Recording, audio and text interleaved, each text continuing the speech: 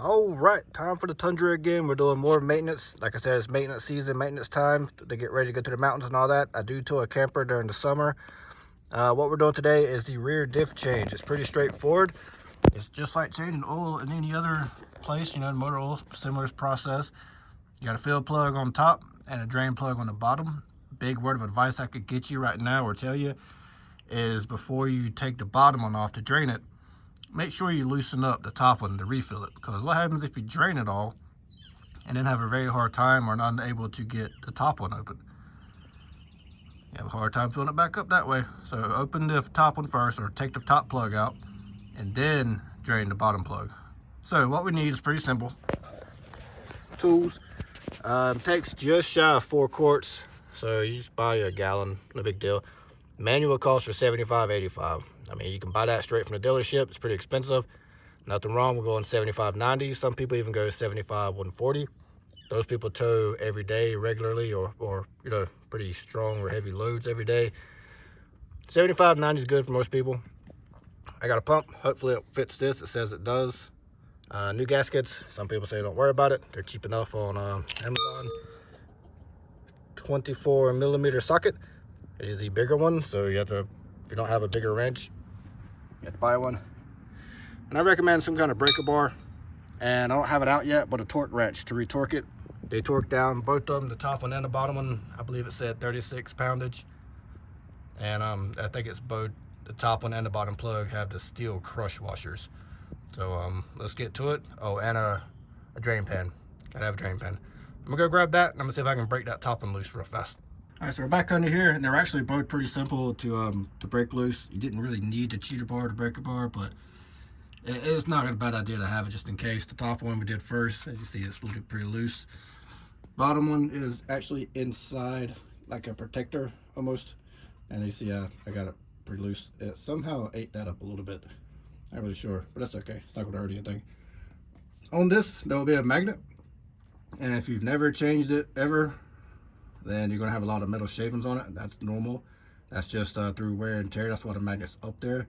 That's when the diff is machined. It's always gonna have little pieces as the vehicle breaks itself in. It's gonna have those little pieces fall off. That's what the magnet's for, to catch it. Now, if you have like an entire, gear ring up there, and you probably know you got some problems by then, but don't be alarmed. You're gonna see some little metal pieces up there. Hopefully they won't be too big. Let me go get my pen. One thing I said earlier, or forgot to say, is you gotta drink a beer while you gather your tools. I did that, got my torque wrench, got my drain pan, and I forgot my wipe balls. So I went and got my wipe balls. That way I can wipe my hands off. Some people use gloves, that's fine, but my hands stay dry in the wintertime. A little bit of oil is not gonna hurt. See, easy peasy. I can tell you, as soon as you pull the bottom plug, since it's not really getting airflow because you haven't pulled the top one out yet, it kind of glugs like you're pouring like a milk jug or something. So just watch out for splash. And as soon as you pull that top plug off, it's just gonna run out. And now we just pretty much gotta wait, let it pee. And we're gonna wipe off our little lug nuts here, or these little bolts, whatever you want to call them. The old gasket, we're gonna take them off because we got new ones. This is what I was talking about. You're gonna see like some little shavings up there. That's just tooling shavings. I'm not concerned about it. There's nothing big. We got one like spiky looking one, but it's still thin. It's just like an extra little piece that we cut off. I'm not worried about it. That's pretty safe to me. This truck's been very good to me. I like it. So let's clean everything off while that's peeing, and then I'll show you after I put both of the bolts back in there with the new gaskets. Well, correction, we're not going to put both bolts in. We're going to put the bottom one in because we got to refill it. So hang on. All right, so went ahead and got my bottom one back on. I used my torque wrench, 36 foot-pounds.